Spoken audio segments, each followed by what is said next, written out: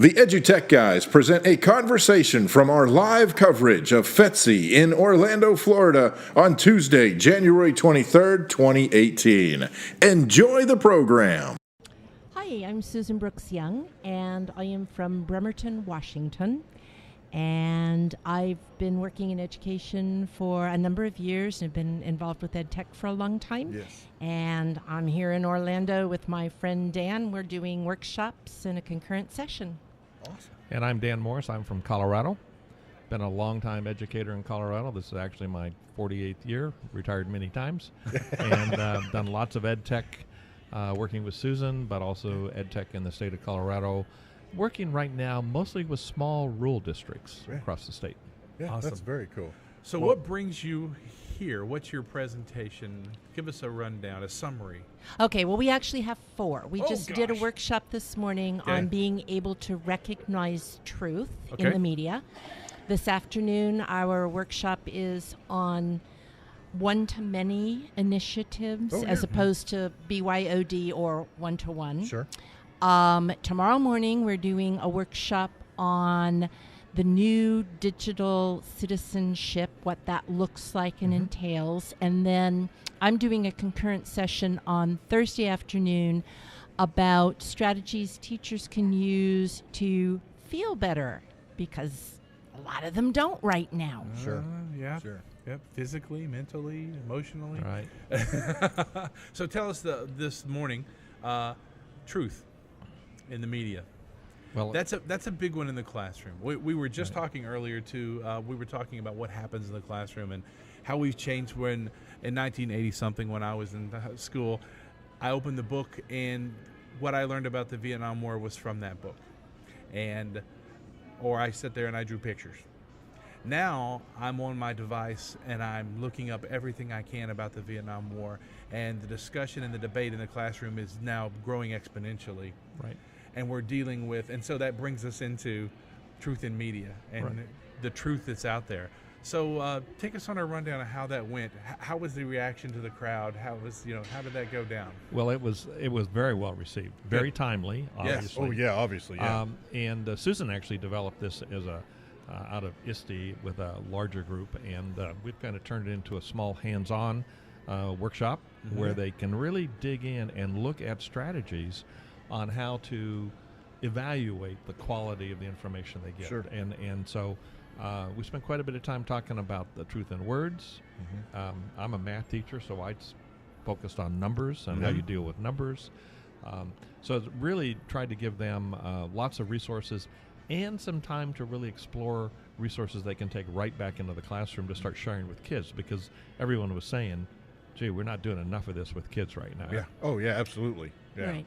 And when I developed the original session, I used a book called Weaponized Lies by Daniel Levitin as a guide for developing a concurrent session. Actually was in touch with him and got permission to use much of what he was talking about, just in terms of how do you break this down and get people thinking in manageable chunks, because it just seems too big, Oh, sure. Yeah. Yeah. And so it was his guidance that then led us to, first off, coming to an agreement about what you're talking about, because if you don't agree that there's there's mistruth in the media, then you're not going to have a very productive time in the Right. workshop. Right. But then looking at numbers and recognizing how numbers can be manipulated, looking at words and how those are manipulated, and then the activities. Yeah, I think it would be. I'm not in the classroom anymore. I'm mostly IT and things like that. But I was a band director for a long time. And band directors also, we deal with that. We deal with that talk, and that would be, for me now, would be really hard with the bombardment of what the kids are intaking and how they're perceiving it and how to handle that. And I know a lot of teachers just don't want to talk about anything in the classroom. It's just easier not to talk about it because they don't know how to attack that and how to handle it and work with it in the classroom, especially numbers. Yeah, I see the skewing of numbers And a kid will say, "Well, it said 80%." Well, 80% of what? Right. That's that. And teachers are the same way. Well, adults, we're all the same way. We see a number and we actually jump into it. And being an old math teacher, I like numbers. Yeah. So, but I find, actually, Susan and I had a great conversation at breakfast today, and she was saying, "Oh my God, Dan, all these numbers now," because we do avoid that in many ways, and we try to simplify it. And the reality is, you have to really dig in and analyze what they're trying to tell you and what's the background of where those numbers come from. And it's not that so much the numbers are illegitimate, it's just how they get interpreted. That's a hard thing to teach, and it's not an exciting subject, shall I say. But it's absolutely critical. Yeah, absolutely. Well, but, I'm going to differ a little in terms of the excitement. If you can get the students to, first of all, understand that this same set of numbers can be used in this multitude of ways, and then you get them, you figure out ways that does excite them in terms of, okay, so we got this set of data, we got these numbers, and you're going to work in whatever small groups or however that gets divided out, and you're going to present this to support this particular thing, and you guys are going to use the exact same numbers, but you're going to support this. And all of a sudden, when it's all said and done, they have however many groups, 3 or 4 different groups of students who look at the exact same numbers and come up with 3 or 4 completely different ways and interpretations of what those numbers are doing. And then all of a sudden those light bulbs come on and go, oh, so this is what, when my parents are watching the news, or I see something online, or I see something in Twitter or on Facebook or wherever the kids live these days, and I see this thing being presented as these numbers as 80% of blah blah blah. Okay, but how did they come up with that? What are the numbers they looked at, and what are the other ways that actually could have been interpreted? And getting back to, so what is the truth? Right. It's true. I'm using these facts and figures, and what they're presenting is true if I look at it this way, but what's the truth of the different ways to look at it? Right. And another thing too, a lot of teachers are nervous about even addressing this. Sure. Because they associate what's happening with the 2016 election. And one of the things that we talk with them about is the fact that this has been going on for a very long time. Right. They did not invent this a year and a half ago. Right, yes. And we give them many, many examples that have nothing to do with politics at all. Yeah. But again, they're distortions or outright lies about various things. Sure. Right. Yeah. So absolutely. that's a great. So let's jump into your next one, 1-to-1 BYOD, because that is leveraging BYOD. Well, one to many. One to many. One to many. Yeah. Leveraging the BYOD. So that's they're carrying in their hands a device that it's hard for us as the IT guys. We can handle the Chromebooks and the iPads and the MacBook Airs and everything on our system, but what can we do about that's it? How do we leverage that piece of equipment they're holding in their hand? That's the thing my administrators and we get from a lot of schools is they're still posting on Facebook. Don't you block Facebook? Well, yes, we do, but we don't block their device. And they choose to do something on their device, they're going to do it on their device. So take us through that session. What are you going to offer Jeff when he comes in and goes, listen, my entire trombone section is on their phone the whole time. I can't get through Percy Granger's Down a Country Lane. Help me out. Well, yeah. Well, there's a reason why your whole trombone section is on their device instead of doing what it is you want them to do. One of the things we say to people is, well, we'll ask them, how many of you have a BYOD program in your school? And maybe half the room will raise their hands, and we'll say, you know what, all of you need to raise your hands, because whether or not it's sanctioned, you've got a BYOD program at your school. Yes. And so what you need to do is recognize that, and rather than spend all your time trying to block it or trying to keep kids from accessing the devices, you need to leverage the fact that they've got these things.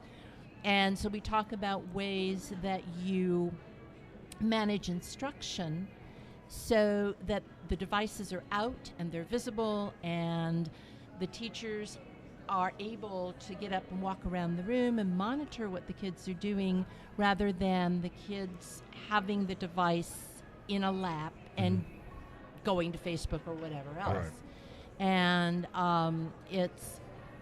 it has way more to do with changing your teaching strategies and your monitoring strategies than anything else. Dan, you Yep. want to throw something Well, in and there? I think it gets back to what we were talking about with math, exciting the kids about the math and so forth. You really have to show relevance to the kids, and they'll engage Right. with that. And Yeah. what we Yes. have right now for IT guys, the problem is it's not really BYOD. It's bring your own network now. Yeah. They're walking in with that. So how do you engage them in a way that really helps the teacher begin to show relevance to how you use that device and that network Yes. to leverage what we're trying to talk about? And that's a whole different skill than we've ever thought about. And so that's a challenge for teachers out there. No, Sure. a tremendous And one. IT people, I feel for you because you can't control that. So that's what we try to get them to think about. What are the options out there? And it also presents a real challenge for school districts because then it becomes very hard to manage at the district level. You have to manage at the individual teacher level. So we talk about how do you prepare that teacher to Yeah. work in that environment. We spent a lot of time trying to control the devices with your various. Yeah. Well, yeah, and it's actually so much easier now. We're finally at the point where technology has reached the point where Chromebooks, we'll take that one. Impero, GoGuardian, whoever you use, that stays with that Chromebook wherever it is. Kuala Lumpur or, Louisiana, doesn't matter. And the teachers have that power. So if the students are on a snow day trapped at home, they can still say, hey, I just took control of your machine and here's the 5 web pages we're working on right now. But BYD, it gets in the way. But a lot of kids are starting to use, my daughter, she's a senior in high school, and she uses her phone for everything. She writes papers on her phone. I'm like, how do you do that? But, the Google Classroom and everything. So engaging them, making them understand that, I want you to use this device, and let's use it the correct way. You're exactly right. Leveraging the give and the take and making them feel like, and that's it. Pick better music, make your trombone stay off their phones. They'll play more music. Right. And it's it's really a lot about relationships. Yes. It really, It's- if the yeah. kids buy into what you're doing, and if the kids believe Yep. that you've got their best interests at heart, they're going to work with you. It's good old teaching. Well, Yep. That's 101. right. Well, and it's, yeah, Exactly well, what it is. Yeah, we didn't have any of that stuff, in school. We just didn't. We didn't grow up with that stuff. And when you look back at your education, what are the, generally speaking, at least when I look back, let me do it that way. When I look back on my education, generally speaking, the teachers, the educators that I remember were the ones who made whatever the content was relevant to me, Alive. even if I didn't realize it was relevant to me. And it may not have been exactly relevant to me at the time, but of course, now that I'm older and in hindsight and go, wow, I actually wish I would have paid a little more attention to so-and-so because what they were saying. But even at that time, I had several educators who they would say, I know this doesn't really necessarily apply to you right now, but here's how it is going to apply to you later in life. And it doesn't matter what career you're going to have. It doesn't matter what hobbies you're going to have. Ultimately, this particular set of mathematics is going to apply And that to statement you. And, moves at the speed of light now. Right. Because yeah. I can actually prove it to you. Yeah. Okay, so And- we're running out of time, but I want to get to digital citizenship, Oh, which is okay. one of my big ones. I believe that's what stops posting on Facebook, and that's what stops. It's not just about what you do and how you do it. It's why would you do it, and what's your moral obligation in being on the web, as in being in a restaurant or being anywhere else. So let's talk about that session. Sure. Okay, so we break it into 3 parts. Okay. And our premise is that it used to be that as long as you protected your password and you behaved yourself basically, that you were okay, right? So now, though, you've got to think about student data privacy and teaching kids about why it's so important, but also teaching the adults around them why it's so important. Yes. Yes. Second thing is, how do you manage your online persona? Because almost everybody's got one. Yep. So what is it that you do to make sure that you're putting your best foot forward? And then finally, we spend some time focusing on something that we call cyber vigilantism. which is the whole phenomenon of public shaming is a big part of that. Yeah, absolutely. And why is that not a great idea to be engaged in that? You know, So that's what 1968 we're looking in Wow, the that protest, is great. me finding you and that you were in that protest was probably next to impossible from photographs. Now I can find you instantaneously, especially if you're cyber shaming. One quick comment on that and we'll move on. Because we ran out of time. The old saying, "Fools' names like fools' faces," always seen in public places. My great aunt Mark used to say that. My grandfather used to drill that into my head. Well, and we just, in closing, we talked about this, but most teachers have not experienced it on themselves. They don't even realize or understand. So we try to really bring that to them in a real way. Yeah. Because there's a lot of rhetoric around that, more than there is actual action on the part of individuals. Yeah. We actually That have is them do a awesome. background check Oh, on that is- themselves, which is very cool because they go, Nothing so eye-opening as Googling yourself. That's right. Yeah. Holy So, cow. okay, Awesome. so stressed out teachers. Right. Okay. So I'm sorry I'm rushing you. that's okay. Several years ago, my colleague Sarah Armstrong and I were talking, and we realized that a lot of the educators we were working with were really unhappy for a variety of reasons, most of which made a lot of sense. Sure. So we started looking at, given what your own sphere of influence is, what is it that you can do to have a greater sense of well-being and just feel better about how things are going? Yeah. We're actually working on a book now for ISTE that looks at that. Now, it also includes a technology component, but honestly, the work that we're doing has less to do with technology and way more to do with just humanity. Oh, sure. So Yeah. we've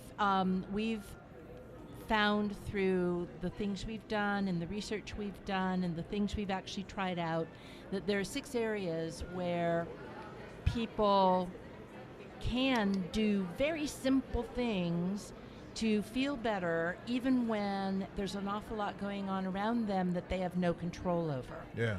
And so I'm not doing movement, which is one of the 6, because it just is not a conducive environment for that.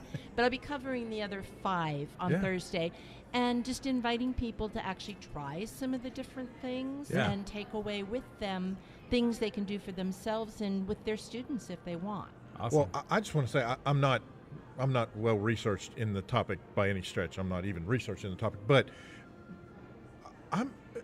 I don't recall there being research or much research on this. I mean, is this like new groundbreaking type stuff? It's a relatively new field, and some of it kind of gets wrapped up in sort of pop happiness, feel good kinds of stuff, and that's not what we're promoting. But there's serious research that's been done in areas like what's the impact of expressing gratitude, or what's the impact of developing your skills in empathy or in being kind, or looking at the positives, because a lot of times teachers are so hard on themselves, and they tend to look at the glass half empty rather than half full, and yet just that little twist really does make a huge difference psychologically. To date myself one more time, the movie Pollyanna. Oh, she says there's 999 happy verses in the Bible. Just throw that out there. But Right, and I use Pollyanna as an example. You know, okay, I know this could be gag me with a spoon time, but it really does. Yeah, but it does. It does. awesome. Yeah, it dates me too, I guess. But awesome. I'm sorry to cut you off, That's but okay. we're on a very short time limit. If when you guys finish, if you see the seats open and you want to come back by and have an epiphany and want to tell us more, Great. please do. Okay. Folks want to get in touch with you. What's the best way? Twitter handles, email, websites. Well, we've got, I think website is probably the best because I tweet. Dan, on the other hand, does not. I do email. I'm old school. There you go. But they can either come to theopportunitygroup.org or sjbrooks-young.org. Okay. Cool. Awesome. That's great. Well, before you go, and thank you guys so much for... You've been listening to a recorded conversation from EduTech Guys live coverage of FETC 2018. For more information about EduTech Guys, visit edutechguys.com. And thanks for listening.